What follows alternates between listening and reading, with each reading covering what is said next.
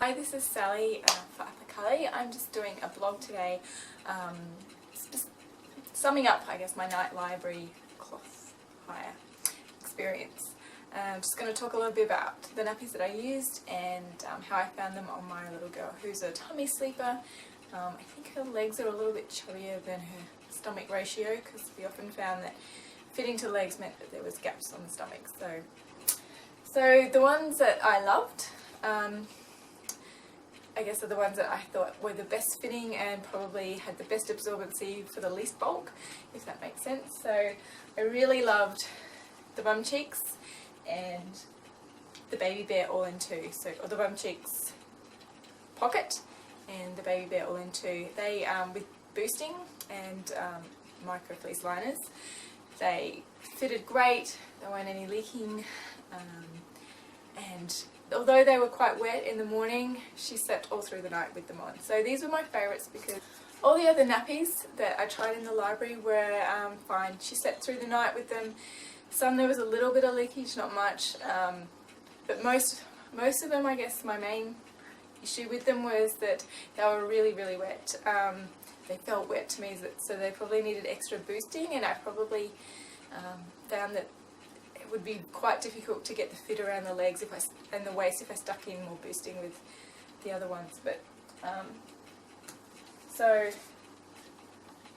I said the Grovia, all in two, fine. Same thing. It was no leaks, but really wet and probably needed a bit more extra boosting. Same for the all-in-one Grovia, same thing. I used them with the normal insets they come with, and then there was an extra stay dry booster on top of that. Baby Behinds all-in-one, fine. Didn't have any problems with that one either, so no leaking. It's quite bulky with the extra booster in there for the nighttime use. I thought it was going to leak because it wasn't quite as snug fitting as the bum cheeks or the baby bear, but no problem, so that was also really good. Close pop in. I have a number of these that I've used during the day. That was, I had leakage issues with that a little bit, but it was mainly sort of at the front and just maybe some fitting issues. When I tried it again, I also, because she was quite wet, changed the booster so it laid like this in the nappy. So this is folded the wrong way, to which the snaps would have you fold it, and that was much better as well. So again, that was good with the different boosting. Oh, I guess the Baby Behinds fitted. I don't know what I was thinking, but I put A to bed with this on without a cover. I don't know.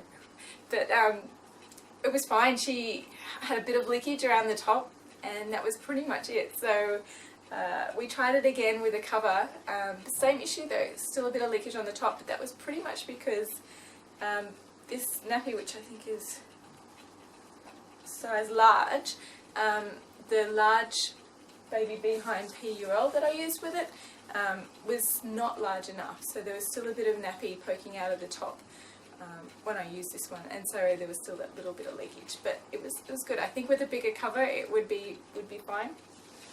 So that was my experience with the nighttime cloth library. Pretty much all the nappies with a bit of adjusting, she slept right through the night, so any one of them would be really good. They were all fine, and I guess even when she slept through, I was like, oh, it's really wet in here, I'm not sure it needs more boosting. I think if she's sleeping through and she wasn't getting rashes or irritations on her bottom, then they're really fine. So that was my experience with the night napping library, and yeah, highly recommend it if you're looking to find a night nappy solution in cloth for your little one.